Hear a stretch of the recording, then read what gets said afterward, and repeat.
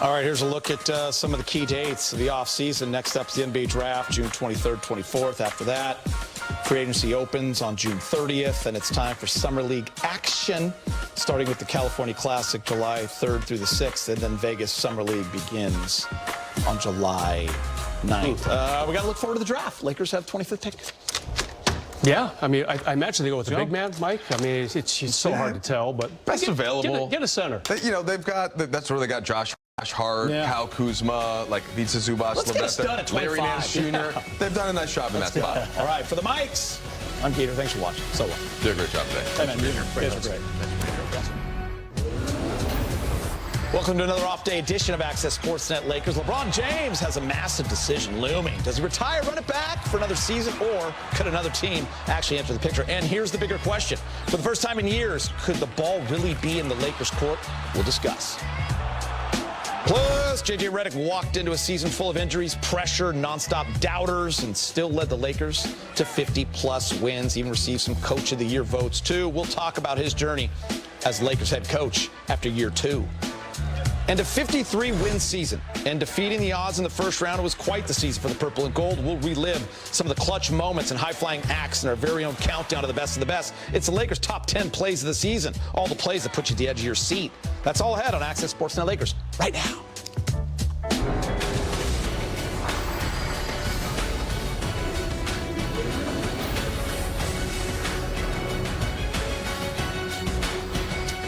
Hello and welcome to Access Sportsnet Lakers. I'm Chris McGee, being joined by Lakers reporter Mike Trudell as our guest, and the professor, Michael Bresnahan. And by the way, we have students here today. We have a live audience. Syracuse. Yeah, but not Bresna students. Not Bresna students. No, they came by a couple months ago. They did. They did. Students. But any students are good students. Glad you're here for our one of our first off-season weeks. Second week, I want to say, whatever it is. And Mike Trudell is here, too. That's always a big deal. Are we fully calling it the off-season when there's still NBA basketball going on? Right. And yes, it is Lakers off-season. Yeah. I mean, we started our off-season here at work, doing less stuff, so I call it that. Okay. But it doesn't feel like a true off-season until everyone's done. Yeah, I mean, we're still locked in. I'm locked in. We got Game 6. I was just... The Cavs being a bunch of quitters. Sorry, Brett, to our cameraman. He's from Cleveland. He's just absolutely embarrassed with his quarterback decisions, with the basketball team. They just quit. And we should have had a game last night. Should have had a game last night. You sound like Joakim Noah right now. Instead, we just watched Shohei dominate. But going after Cleveland. Yeah, I like going after. It's tough. Yeah, Brett's going to make the jib a little shaky right now. That's all right. It's hurtful. Let's get this going. Brett's got to get to a baseball game for his son. So we'll get this show going. All right, in recent reports, LeBron James and his camp are waiting on the Lakers to initiate contract negotiations and present a clear vision for the franchise. It was stated that LeBron is expecting a max deal, but is open to taking less if a detailed explanation of where the saved money will be allocated and which players the team will target. And it was another great season for LeBron. No surprise that he's still raising the level when the lights got brighter in the playoffs. Over 23 points a game, 46% from the field, nearly 7 boards, over 7 assists. And did this carrying the engine for the team, with Austin Reaves hurt for most of it, and of course Luka out for all of it. But the efficiency dipped a bit, but the impact, are you kidding me? Still elite at age 41. Here's the deal, guys. We're going to hear reports over these next 4 to 5 weeks, and they're going to range all over. I want to remind everybody, because there are a lot of opinions out there. Go onto social media, and everyone has one. Sure. These are reports. This isn't LeBron James saying this.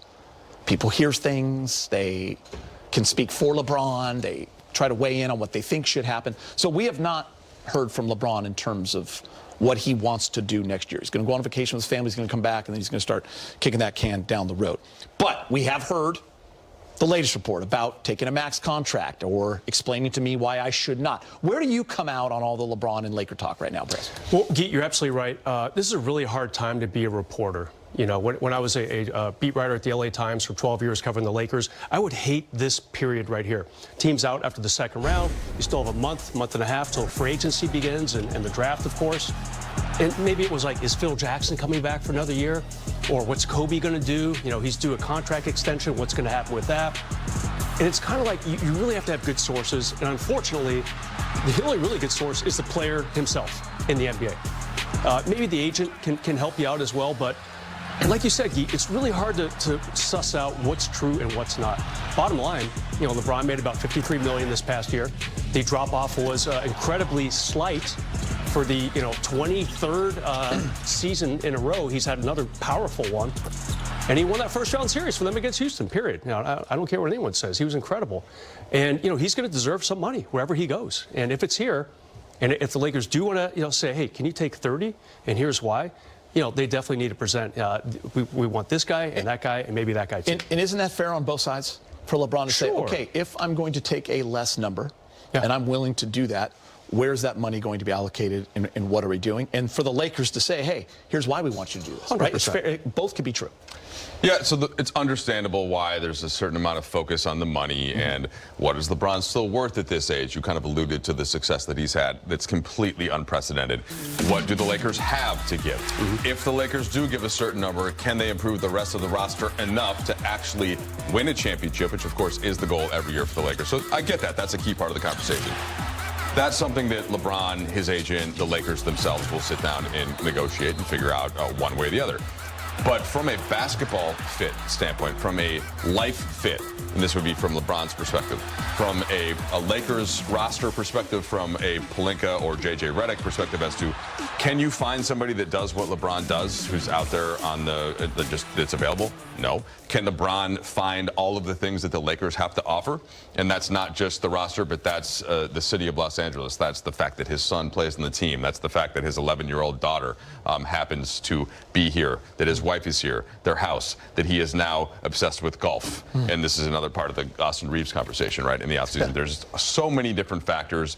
The connection to the fan base that I think improved an additional amount last year when they saw how LeBron went from accepting that, I don't want to call it third option role, but just has the ball a little bit less on offense, still, of course, key on defense, but that role, and then goes right back into being the best player role without Reaves, without Luka Doncic to start that Houston series that you alluded to, Brez. So all of these factors, to me, make it symbiotic that something will get done, at least more likely than anywhere else. The details of it, we don't know. And Brez, speaking of anywhere else, is there a world where you can see him going somewhere else? Because that money will be considerably less, right? Yeah. And the Lakers can offer a lot more. And maybe there's a world where you see he does take less from the Lakers. Let's just throw out $30 million. Well, if he wants a pay raise, he can go to Brooklyn or Chicago. I mean, that's I don't find those savory options if I'm LeBron James. But it's not going to be about money. Yeah, of course not. But at the same time, Mike, there is what you've earned in this league. Yeah, exactly. So it's fair for the player as well. Yeah, 100%. And okay, I think Cleveland, God, it's so obvious. It's so cliche. I even hate talking about it. He had 2 tours there. Why not go back for one final third tour? And you know what? Obviously, they could use a little help. They got crushed by the Knicks in the conference finals, and man, they need some people for sure. Bench was pathetic too. So put LeBron in there as a starter, bump someone down on the bench. But the problem is the money. Okay, Cleveland is so far over the cap. They can only give him about $6 million a year, probably the taxpayer mid-level. And we'll know the number for sure at the end of June.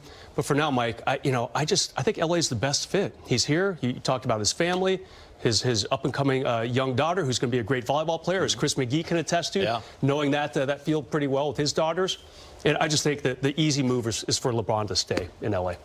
Added another natty, didn't you? Yeah, shout out. Shout out, Millie. Shout out the squad. Shout out to the title. No big deal. It's best in the country, no big deal. Just a couple titles. But to synthesize, I think, Perez's point, I just would make this very simple. Throughout the season, I have been pitched various other destinations, and I have yet to be convinced that one is better for both sides. Again, this is not from a Lakers perspective or LeBron, and this is just my own opinion. Yeah, all of them.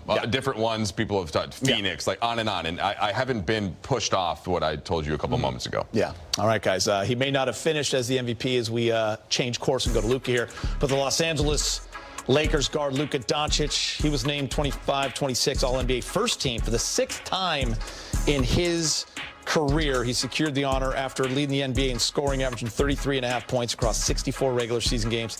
He's joined by SGA. He's joined by Cade Cunningham, had a great season for Detroit. Victor Wembanyama, the Spurs, and of course, Jokic for the Denver Nuggets. Here's Luka reflecting on his 2nd year with the purple and gold. Honestly, I think this season, obviously didn't end how we wanted.